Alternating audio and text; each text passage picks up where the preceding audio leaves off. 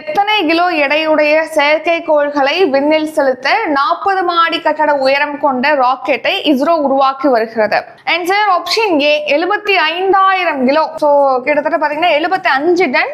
கேஜில சொன்னோம், கிலோல சொன்னோம் அப்படின்னா 75,000 கிலோ எடை கொண்ட சேட்டலைட்டை லான்ச் பண்றதுக்காக இப்போ ஹையஸ்ட், அதாவது 40 மாடி கட்டடத்தோட உயரம் அளவுக்கு இப்போ ஒரு மிகப்பெரிய ராக்கெட்டை வந்து தயாரிச்சுட்டு வராங்க இஸ்ரோ அப்படின்னு சொல்லிட்டு தெரிவிச்சிருக்காங்க. இஸ்ரோடைய தலைவர் இப்ப யார் இருக்கா? நாராயணன் அவர்கள். அவர் தான் தெரிவிச்சிருக்காங்க. அவருக்கு கூட இப்போ ரீசெண்டா சுதந்திர தின விழால வந்து அப்துல் கலாம் விருது, ஏபிஜே அப்துல் கலாம் விருது வழங்கப்பட்டதுன்னு நம்ம பார்த்திருப்போம். சரி, இப்போ 40 மாடி கட்டட உயரம் கொண்ட ராக்கெட்டை இப்போ இஸ்ரோ உருவாக்கிட்டு வருது. இந்த ராக்கெட் மூலமா 75,000 கிலோ, அதாவது டன்ல பார்த்தோம் அப்படின்னா 75 டன் எடை கொண்ட செயற்கைக்கோள்களை பூமிக்கு அருகே உள்ள தாழ்வான புவி சுற்று பாதையில நிலைநிறுத்தும் வகையில தான் இது உருவாக்கிட்டு வருவதா தெரிவிச்சிருக்காங்க இந்த ராக்கெட்டை. இது மட்டும் இல்லாம ஃபியூச்சர்ல நிறைய திட்டங்களை செயல்படுத்துறதுக்கு இஸ்ரோ திட்டமிட்டு இருக்காங்க. அதன்படி பாத்தீங்கன்னா இந்திய விண்மீன் கூட்டம் வழியாக செலுத்தி நேவிக் அப்படிங்கிற செயற்கைக்கோள்களை வந்து லான்ச் பண்றதுக்கு திட்டமிட்டிருக்காங்க. நேவிக் சேட்டலைட்டை லான்ச் பண்றதுக்கு. அடுத்து N1 ராக்கெட்டை லான்ச் பண்றதுக்கு திட்டமிட்டிருக்காங்க.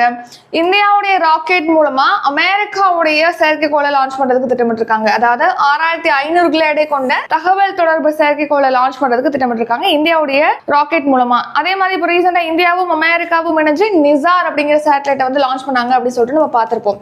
நிசார்னா NASA India synthetic aperture radar அப்படிங்கிறது அதோட ஃபுல் ஃபார்ம். ஸோ இது வந்து GSLV F-16 அப்படிங்கிற ராக்கெட் மூலமா லான்ச் பண்ணாங்கன்னு சொல்லிட்டு ரீசெண்டா பார்த்திருப்போம். அடுத்து தொழில்நுட்ப செயல் விளக்க செயற்கைக்கோள், அதாவது TTS அப்படிங்கிற செயற்கைக்கோளை லான்ச் பண்ண போறாங்க. அடுத்து GSAT-7 அப்படிங்கிற தகவல் தொடர்பு செயற்கைக்கோளை லான்ச் பண்ண போறாங்க. ஏற்கனவே GSAT-7 அப்படிங்கிற சேட்டலைட்டுக்கு பதிலா GSAT-7R அப்படிங்கிற சேட்டலைட்ல லான்ச் பண்றதுக்கு திட்டமிட்டிருக்காங்க. அடுத்து இப்போ இந்தியா மூலமா செலுத்தப்பட்ட ஒரு 55 செயற்கைக்கோள்கள் இப்போ செயல்பாட்டில் இருக்கு. இந்த எண்ணிக்கை நெக்ஸ்ட் ஒரு 3-4 இயர்ஸ்ல பாத்தீங்கன்னா மும்மடங்கா அதிகரிக்கும் அப்படின்னும் இஸ்ரோவுடைய தலைவர் நாராயணன் அவர்கள் தெரிவிச்சிருக்காங்க.